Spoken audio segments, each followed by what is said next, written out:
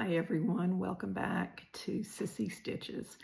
This episode will be our first episode for the Sawtooth Star Quilt Along.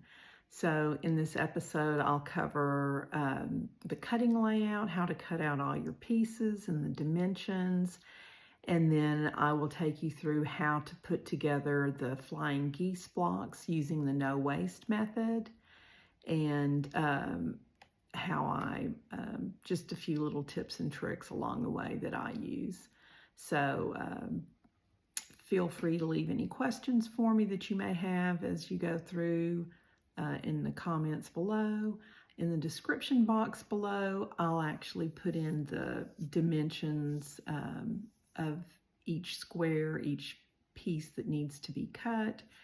And as a reminder, this is using 12 fat quarters to make a 3x4 block layout, which finishes at approximately 48 by 64 inches for your quilt top. So a nice lap size quilt. It's not a huge quilt, but it's a nice lap quilt for watching TV with.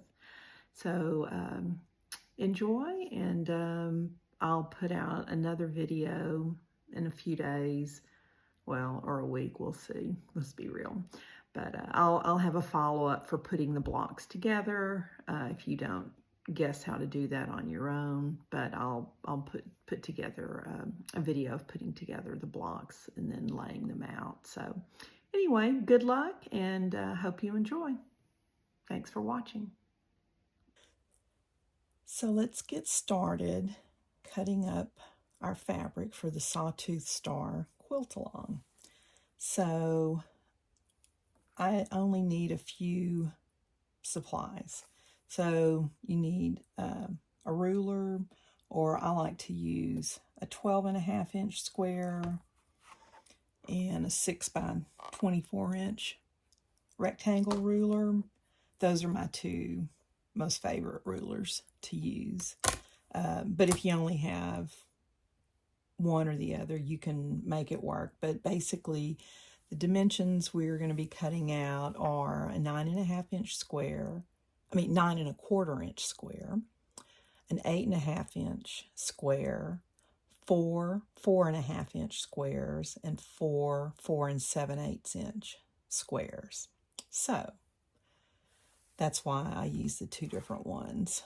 But if you don't have that, you could always, work with what you have. So, all right, so I had paired up my fabrics in the previous video. So this is going to be the tricky part for me, is to make sure I don't mix them up in the cutting process. So fingers crossed. Luckily, I'm videoing this, so I'll have something I can go back and look at. So the fat quarters may not always be exactly the same size as each other. So I know some people will stack theirs to cut them. I like to cut mine one at a time. So I'm just going to pull this extra one over here out of the way. And then the next thing that I need to do is I need to measure the actual height of the fat quarter, because there's two different ways we can do this.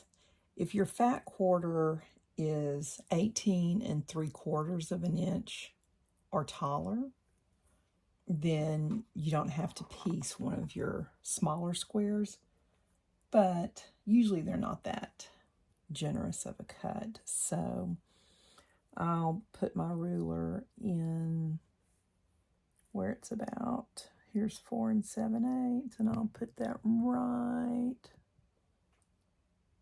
on the bottom. Let's see, trying to square this.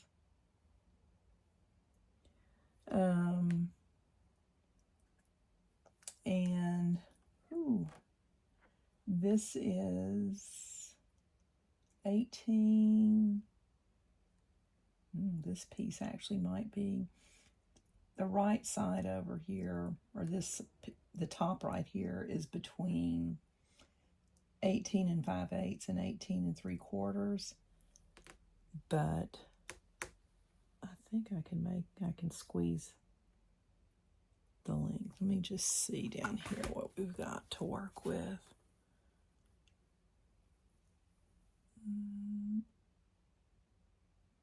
Yeah.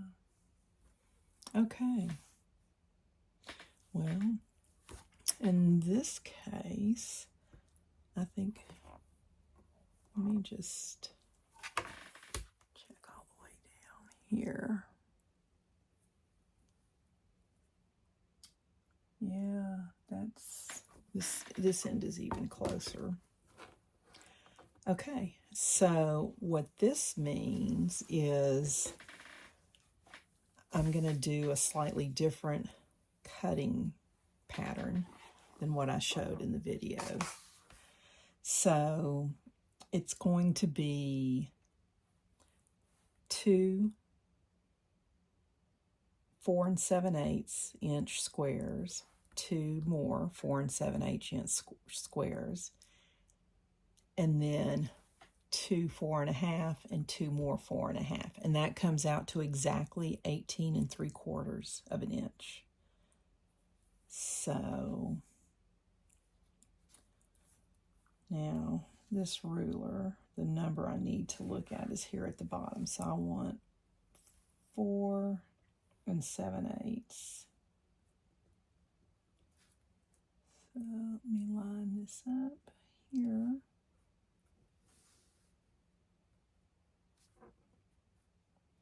And so the 4 7/8 is for those squares are for the star points in your flying geese. So let me just, and I'm going to go ahead and cut the whole length of the fabric at 4 7/8, and then for the 2 top ones, I'm going to cut those down to 4 1/2. But it's just easier, and there's, you know, not much waste. There's not anything you can do with 3/8 of an inch of fabric. Or maybe you can, so however you want to. Oh, and I realized, looks like I went off a little bit. Okay. Hate it when I do that, but. Okay, so we need 2 of these strips, 4 7/8. See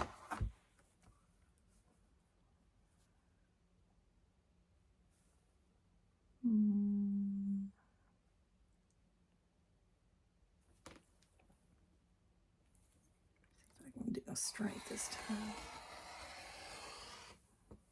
Okay, I think I did a little better on that cut. All right, so we have our 2 strips. So the first one, and if you're confident cutting 2 pieces of fabric at once to save time, 2 or more, then, you know, whatever works for you. I just know that when I try to do too much at once, more than one at a time, I don't have good luck. So I'm just going to do one at a time, and it will take me longer, but it's okay because I've got the time. Okay, so here's my second one for 4 7/8.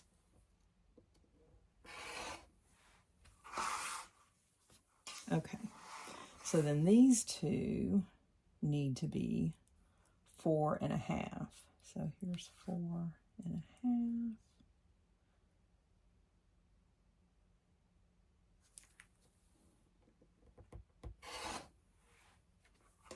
And then I need to measure it this way, 4 1/2.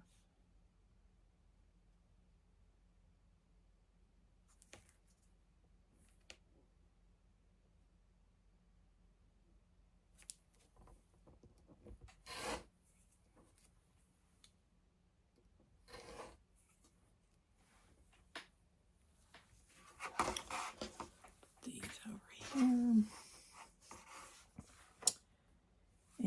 And 4.5. And 4.5. I think I wanted to do this one this way.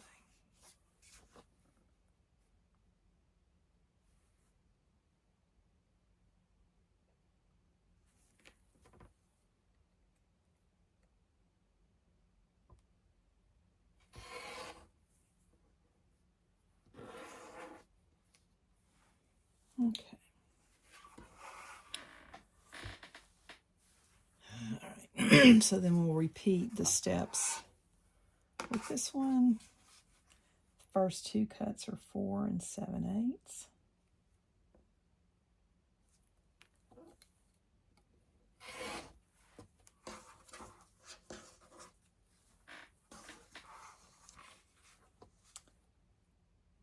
And another 4 7/8.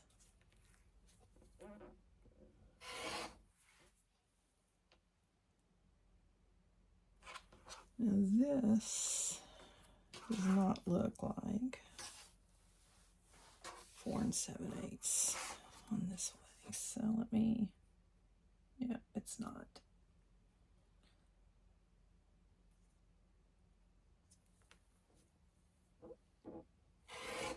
Get off a little bit on my cutting.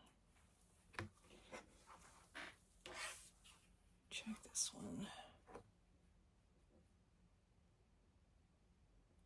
4 7/8.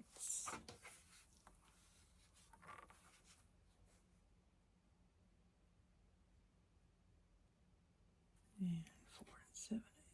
Okay.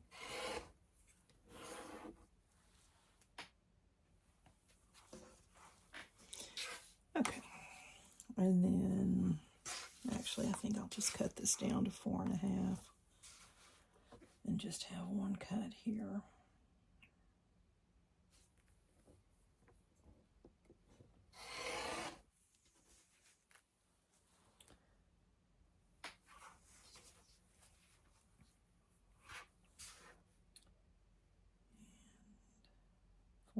And 4.5.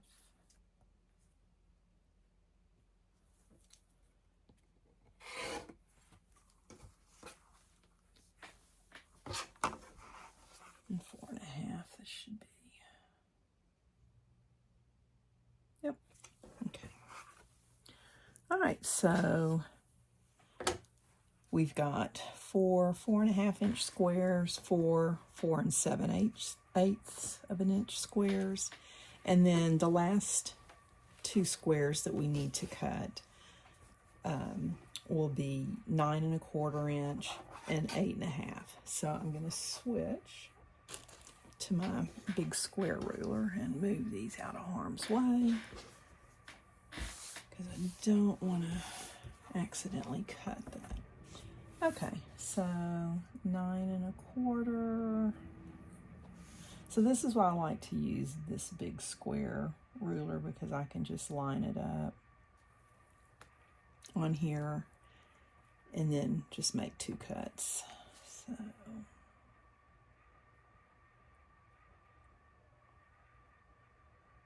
I can keep from moving it. Okay. It doesn't matter if I go up a little bit because the one above it is only going to be 8.5, so I'm good there.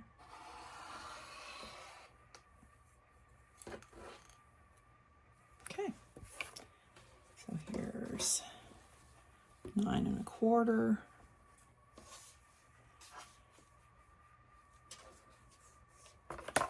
And then 8.5 here.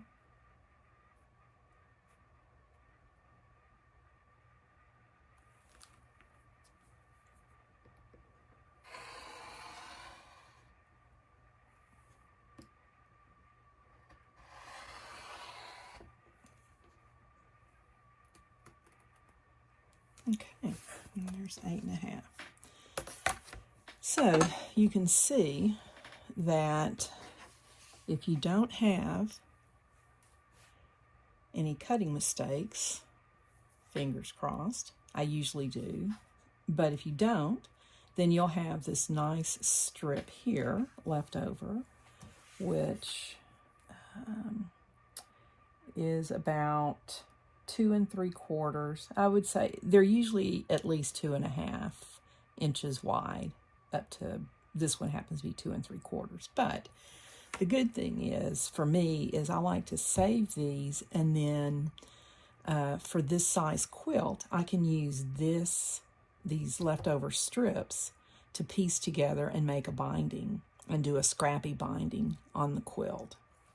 Just another way that, I like to use up every bit of fabric that I can. So, this will be, I usually don't have any use for anything this small because that's 2 seam allowances and then you can't even see the fabric. But I will save these, and I believe it's exactly enough to do the binding on a 48 by 64 quilt, which is the size this will finish at. So, okay, so that is cutting for this one. So I'll set this over here, and I like to kind of just stack up each one. And so this bigger square, the 9 1/4 inch, is going to be used for the flying geese, the centers. This will be, cut. You'll see that when we sew that. The 8 1/2 inch is the center of the star block. The 4 7/8 inch squares are the points on the flying geese. And I just try to stack these in size order because these are kind of close to in size, just to keep myself organized. If I do it the same way all the time, it just makes it easier for me. But you put your fabric however you want. And then these 4 1/2 inch squares go at each corner of your star block. Okay? So this is where I start getting into trouble, because when I set these aside, I have to make sure that I put the coordinating fabric with them. So, all right, so now for this one, we'll start over and measure the fabric to see, do we have, oh, this looks like it's exactly 18 3/4. Okay, well, I'm just going to keep cutting until I come across one that is less than 18 3/4 inches. And when I find one that's less than 18 3/4 inches, I'll show you how I have to piece one of the 4 7/8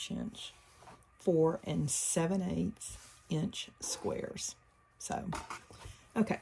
So let me get going on cutting these. So now we have our set, our matching set, our complementary set fully cut. So let's see. 1, 2, 3, 4. And these. And this and this. Okay, so the way I like to do it is, these are the 2 centers. Well, I might need to look back and see.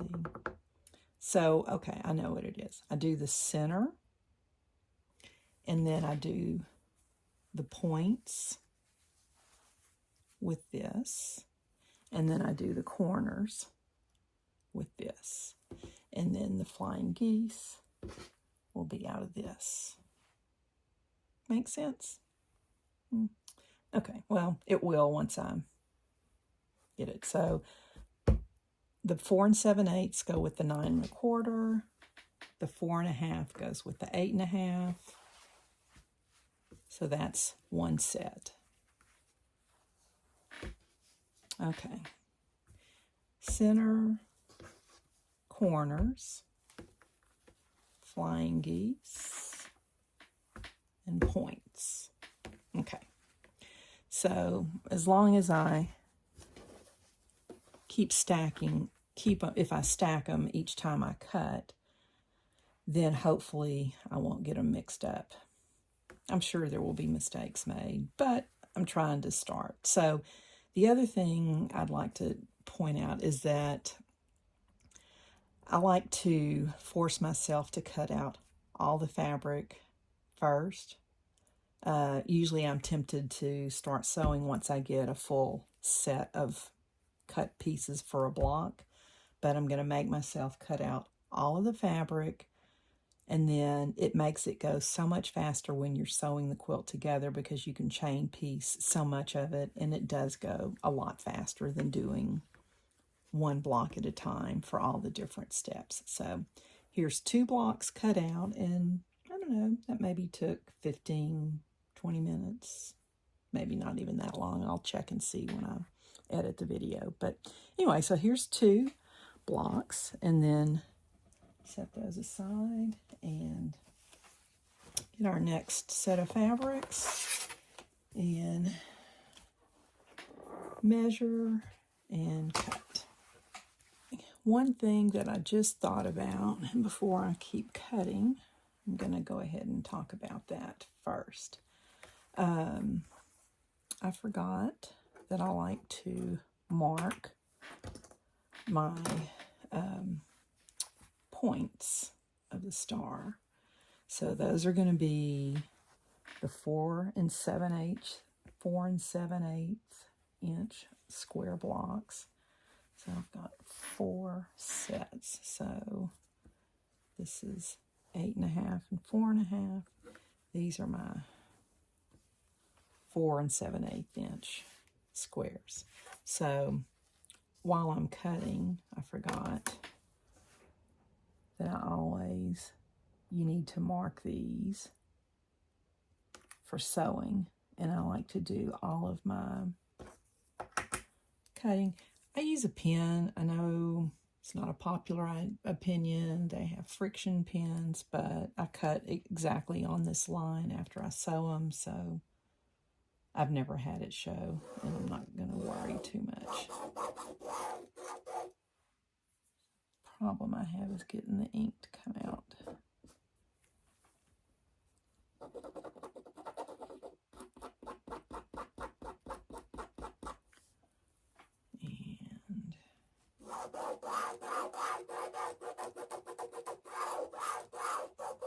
Okay, so on the wrong side, you just want to make a diagonal line, and we're going to need these when we sew together our flying geese, because I use the 4 at a time no waste method, and you'll need to have these. So as I'm cutting them, I usually go ahead and do my markings. So there's 1, and we'll go ahead and mark all 4 of these, and then we'll do the rest of the blocks too before I continue cutting.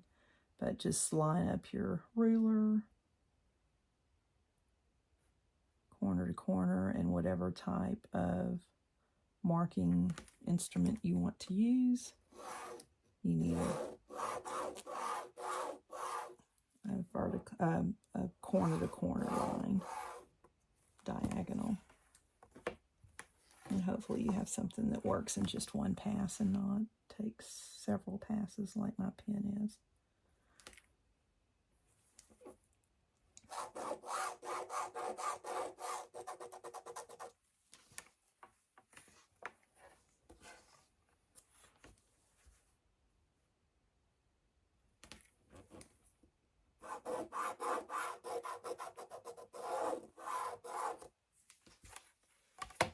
Okay, and I'm just going to leave those upside down in the pile so I know that I've got them done. So there's the first one. Second set. And I know this is the bigger square, and I put the blocks that go with that bigger square on them. So these are my 4 and 7/8 inch squares. You can always measure them if you forget which ones they are, but since I try to always do it the same way, it makes it easier for me when I need to quickly pick up which ones are which. Okay, I think this pen has just given up the ghost. Oh, it's too bad. My quilting studio pen. All right, let's see if this one will do any better.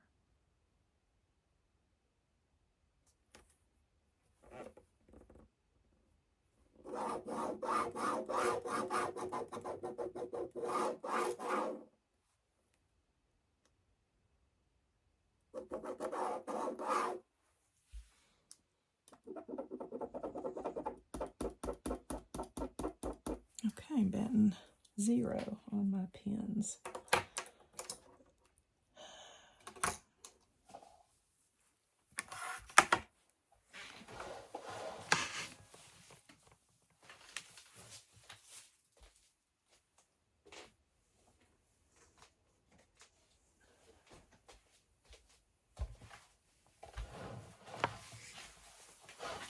Okay, so let's try a pencil.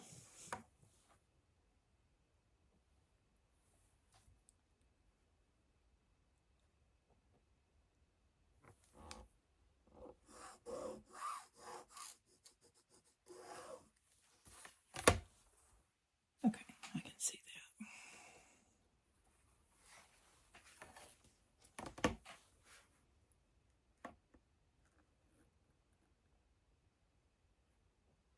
You have to make sure you can see it after you mark it, because you'll need to use that as a guide once you're sewing.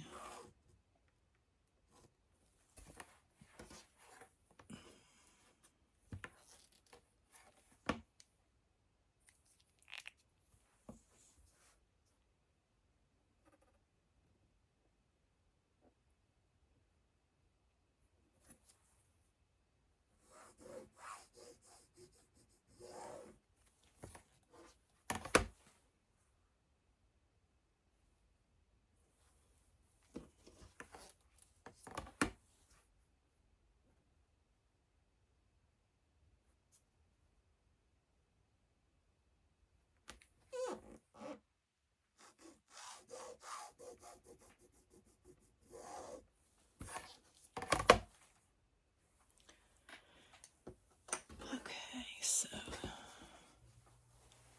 second one done.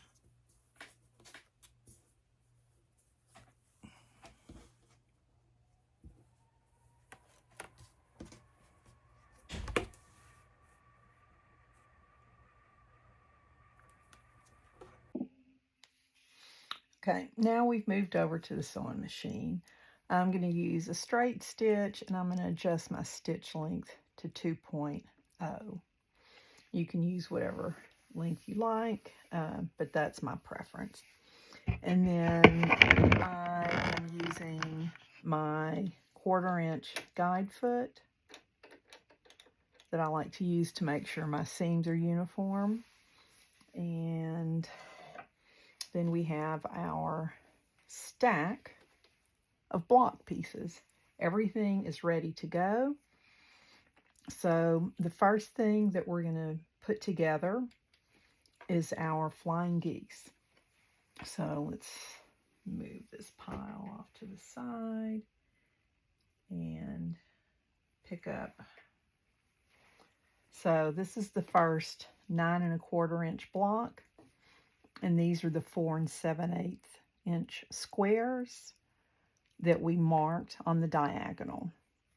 So the reason we mark that is because when we do the flying geese using this method, we need to line them up corner to corner and then cut along that line.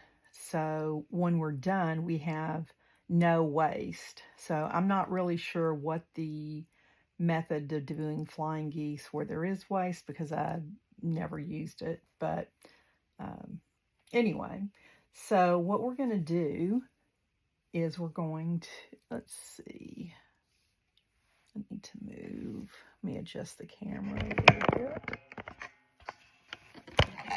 it this way. There we go. Okay, so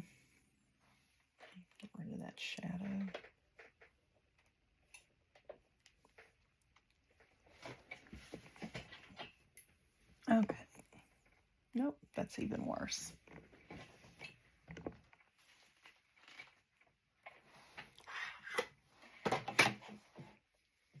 Okay, let's try this. Okay, so we want to put one of our squares in the corner and line it up. And then I lay it down flat, and I get 2 straight pins and put them on about halfway down on either side of the line. We're going to be stitching a 1/4 inch away from the line on both sides. So we're going to go this way, and then we're going to go this way. So we put one down here, and then the other one, we're going to align at the other corner.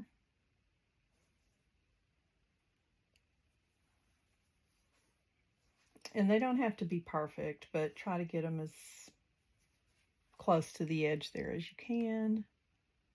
And here they are. I had 2 more pins hiding. So again, we're just going to pin these about halfway down on either side of the line to hold these in place.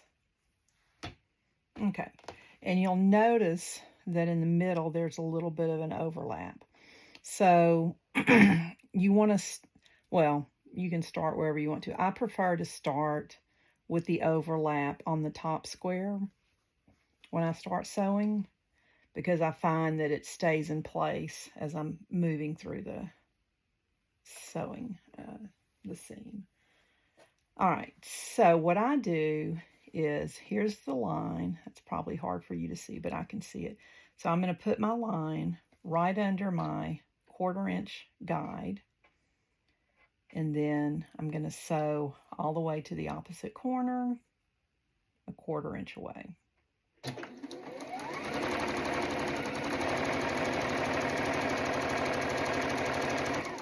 Now, when you get here to where they overlap, I like to kind of pick it up a little bit and just hold that down so that it doesn't want to push this one back away.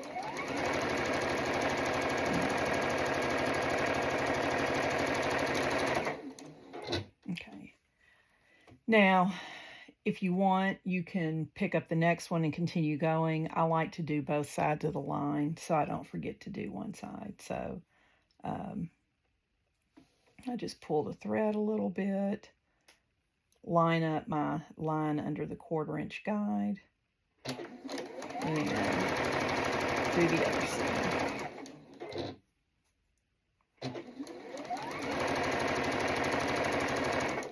Now, when you come back this way, you just need to make sure that this overlap doesn't lift up on you and get twisted.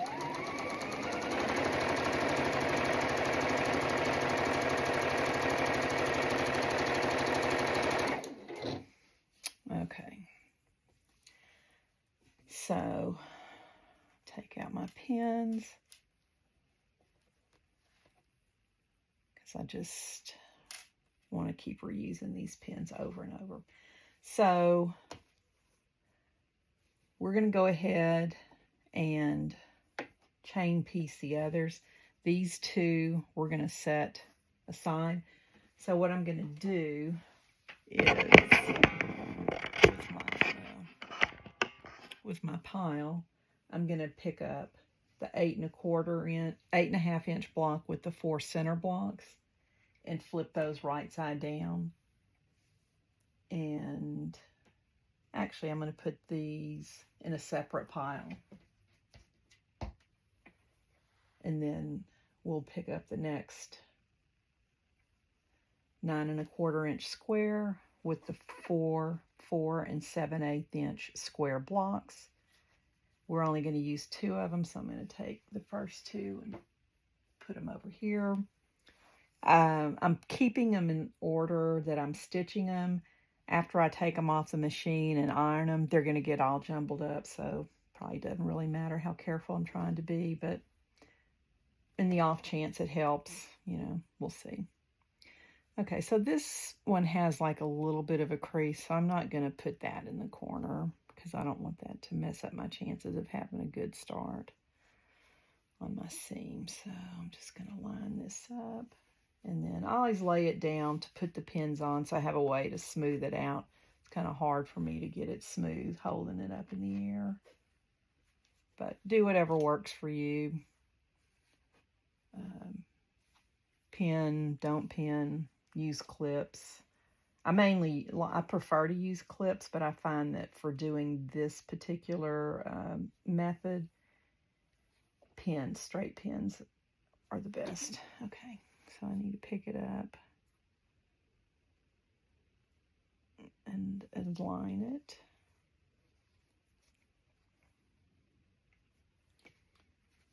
And hopefully, if we've got these aligned pretty well, the lines that we drew on the squares meet up and overlap. And these do pretty good right there. It's hard to see, but okay. So we're gonna continue and do all 12 of these, one after the other. Okay, so this is the last one to sew together. So the next step is we want to cut these down the diagonal on the line marked on these. So you can either take them back and use your rotary cutter, or you can cut them with scissors.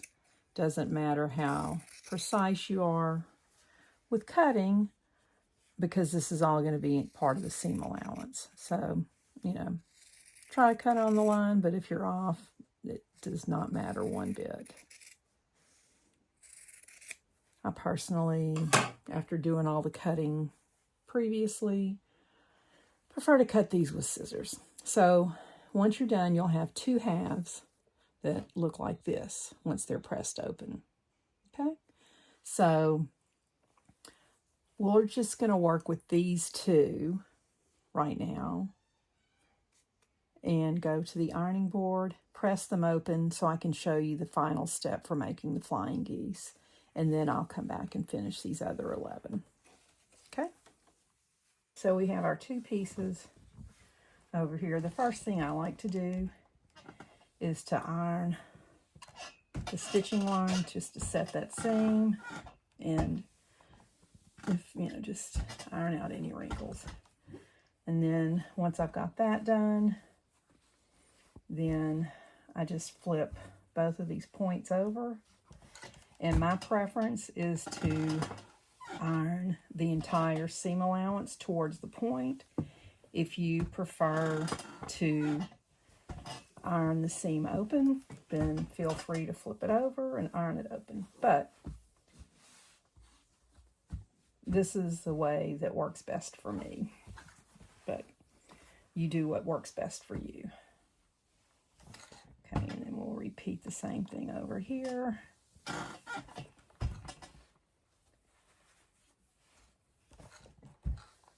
Iron these points down. And I know ironing is not the most fun part, but it definitely pays off in the end for these blocks in particular. Okay, so you should end up with two just alike. And then while I'm here, I'm going to get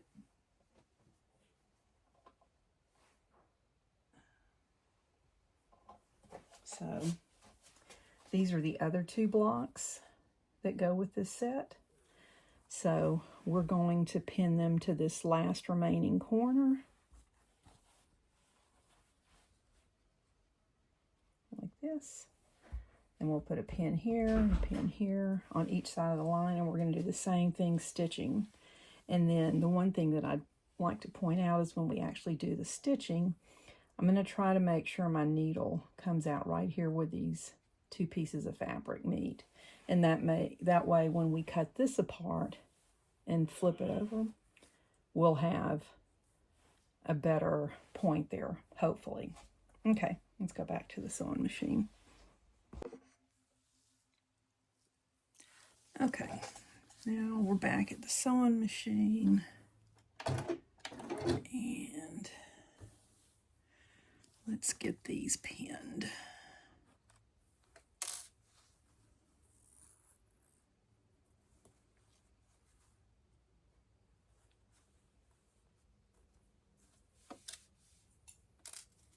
Yeah, I'll just do one pin on each side of the marked line, about halfway down, to hold it in place.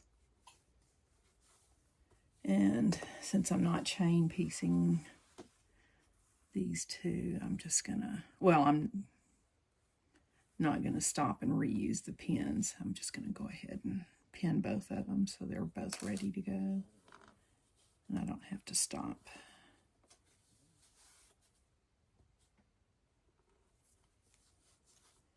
Okay, so I always start at this end. You can start wherever you want to, but I don't know why I start at this end, but I do. So, here we go.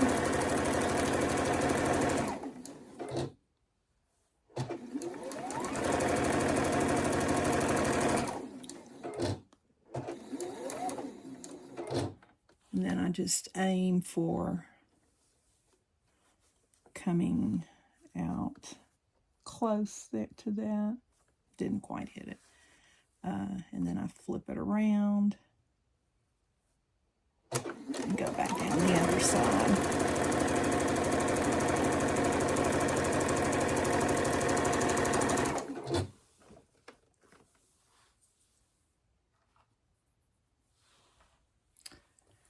Okay, and then we'll do the next one.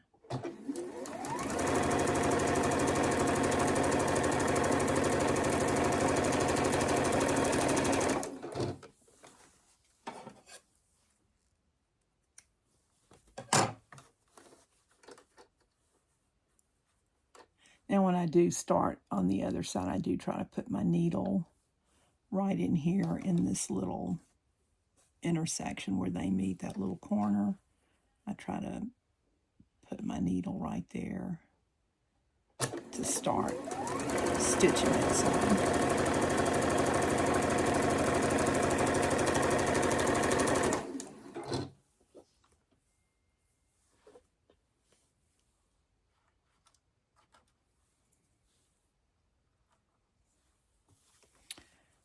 Okay, and let's see.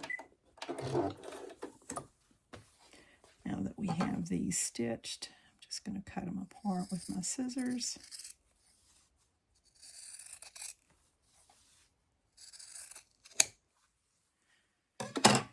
And I'm going to go ahead and cut off these little tips right here at the corner. That one. And then these little tips that stick out here on each side.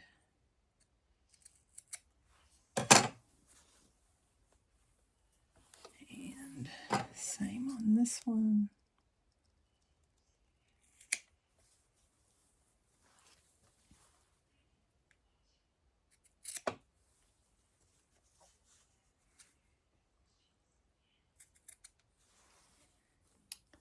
Just helps me when I'm putting them together to not have those little extra pieces in there.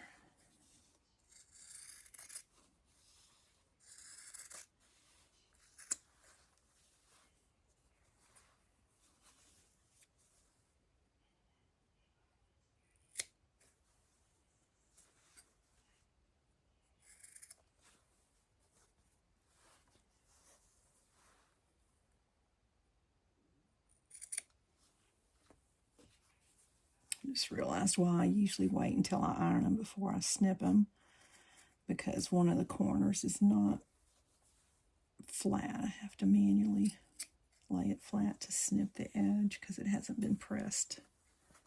So either way, you can snip whenever you want to or don't snip. It's personal preference.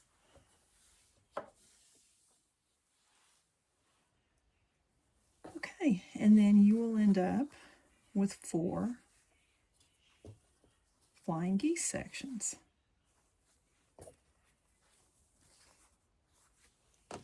and that is the no waste method, because as you saw, the only thing we trimmed off were those little tiny points at each corner. So I definitely prefer this method of making flying geese because there is no waste. I'm not a big fan of wasting fabric.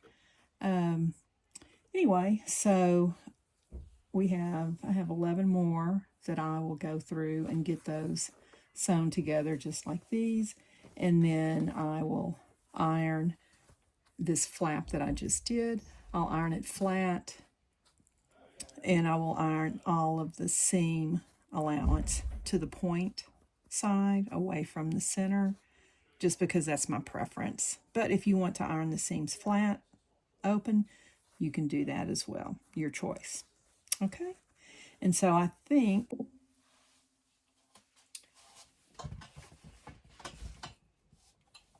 okay, let's take these over here to the ironing board. And again, I'm just going to iron the seam down to set it. And then I'm going to press the seam allowance away from the center towards the corner. Again, if you prefer, you can press the seam fully flat from the back side, your choice. But this will finish our flying geese.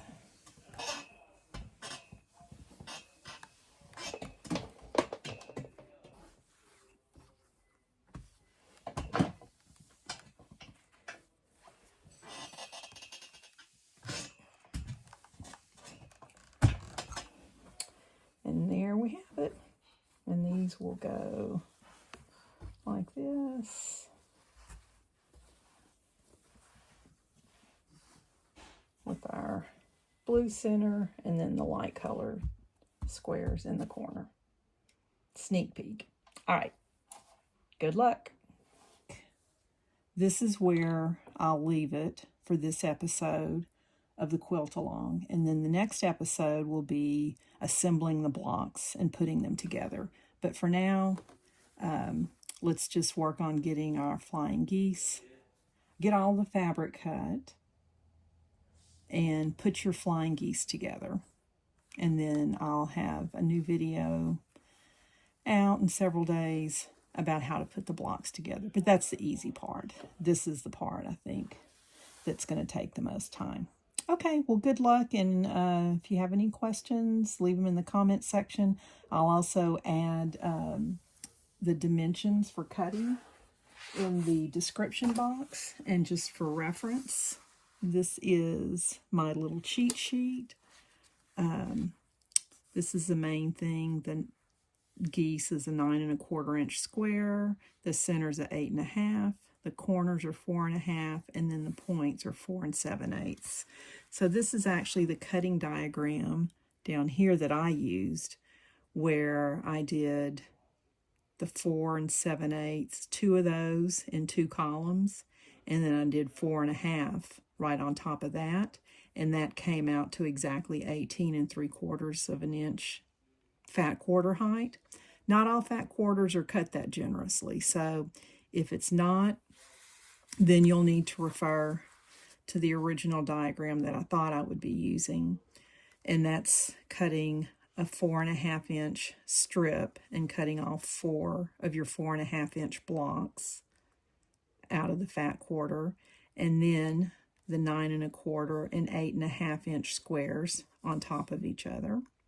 And then with the remaining fabric, you'll cut one strip 4 7/8 inch wide, and then you'll subcut that into 3 squares, and then you'll have a little bit left over. And with that little bit left over, you'll have to add a piece of this leftover fabric to make your next 4 7/8 inch square. You'll have to put those pieces together, and then you will end up with a seam, but it will be, I can show you, the seam will end up in one of the points, and it'll be right here. They're not noticeable. I've made many quilts like that, and you don't notice them. And, you know, and to me, that's the whole point of quilting, is putting fabric together in a way that looks pleasing to the eye. So, I don't know, as long as you don't have fabric that's, you know, very obviously got a pattern, like if you were trying to match up stripes or something like that, that would make it difficult. Something where it obviously shows, but this is, you know, it's not, you know, it's not going to show. Anyway, personal preference. If you don't like having seams in your pieces, then this may not be for you. But hopefully, if that's the case, then you'll have an 18 3/4 inch fat quarter. All right. Good luck, and I'll catch up with you in the next video. Thanks. Bye.